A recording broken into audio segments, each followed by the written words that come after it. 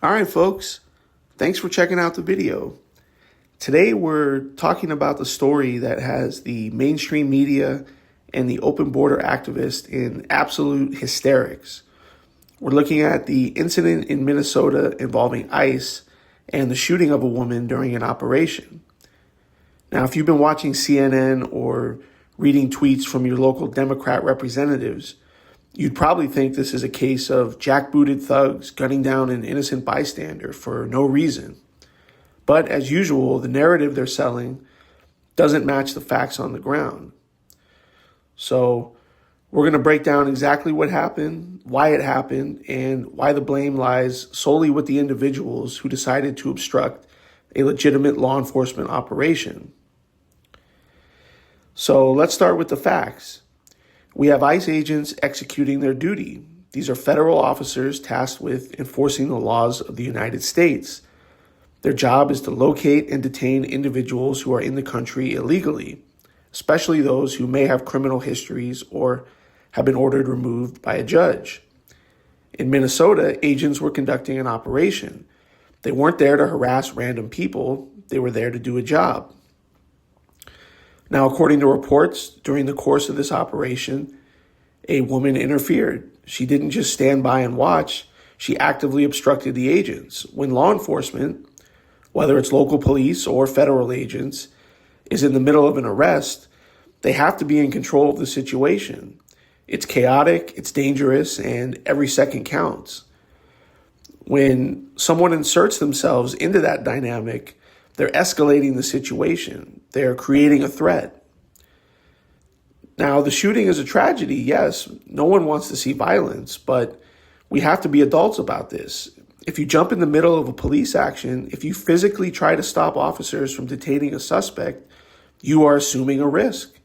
You are forcing the hand of the officers who are trained to neutralize threats.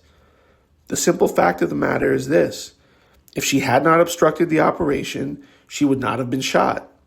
It's an unfortunate consequence of her own choices. But let's zoom out for a second. We're losing sight of what law and order actually means in this country. ICE exists for a reason. The immigration laws of the United States are not suggestions, they're laws. When someone crosses the border illegally or when someone overstays their visa and ignores deportation orders, they are breaking the law. We cannot have a functioning society where people get to pick and choose which laws they obey. If a local police officer tries to arrest someone for a crime and a bystander jumps in to stop the arrest, that bystander is committing a crime. Obstruction of justice is a real offense. So why do we hold federal agents to a different standard? Why is it that when ICE tries to do its job, the left expects them to just stand there and take abuse? These agents put their lives on the line. They go into neighborhoods that are often hostile to them because politicians have told those residents that the police are the enemy. When an arrest is happening, the situation is fluid. An officer has to make a split-second decision. Is this person a threat? Are they going for a weapon? Are they helping the suspect escape? If you choose to be the one who gets in the way, you are the one creating the danger. The responsibility for safety starts with the public cooperating with lawful orders. Now, the next part, immediately after this incident, before the dust had even settled, the usual suspects started screaming. Democrat politicians, both in Minnesota and nationally, rushed to microphones to condemn ICE. They use words like brutality, aggression, and terrorizing communities. But let's be clear about what this is. It's political theater. These politicians don't care about the safety of this woman, and they certainly don't care about the rule of law. They care about votes. They care about stoking the flames of identity politics because that's how they keep their base mobilized. They're whipping people into a frenzy.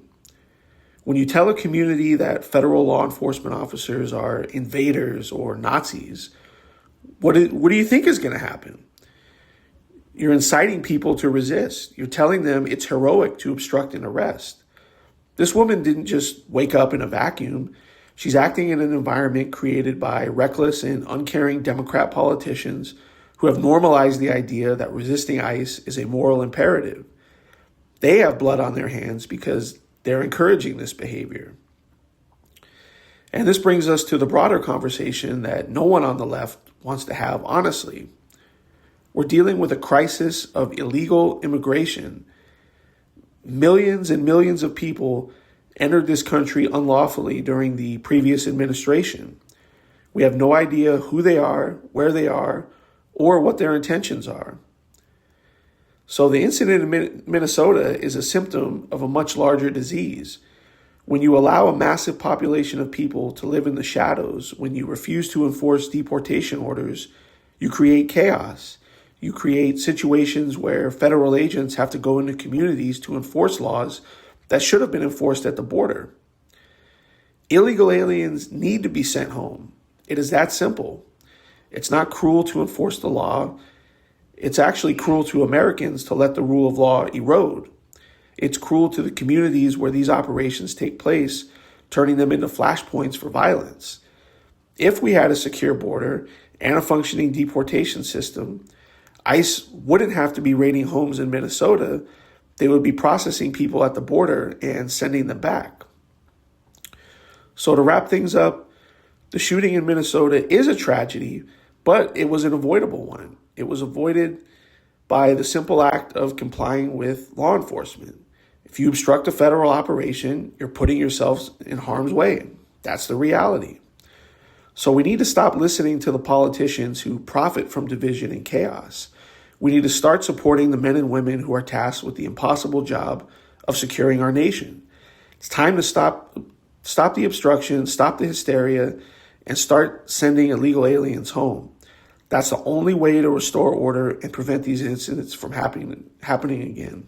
So, in any case, that's what I think. Let me know what you all think. And as always, we'll see you on the next one.